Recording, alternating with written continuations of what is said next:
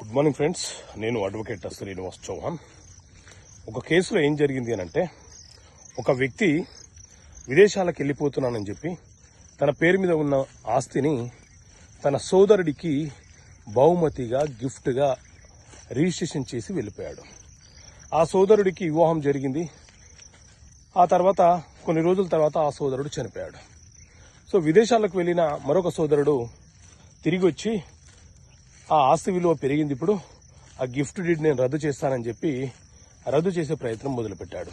మరి ఒకసారి మనం ఏదైనా ఒక ఆస్తి ఎవరికైనా గిఫ్ట్గా ఇచ్చిన తర్వాత రద్దు చేసుకునే అవకాశం ఉంటుందా?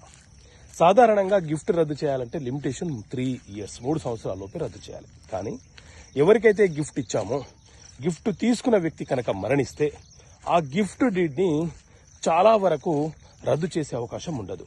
కానీ మనము కాకుండా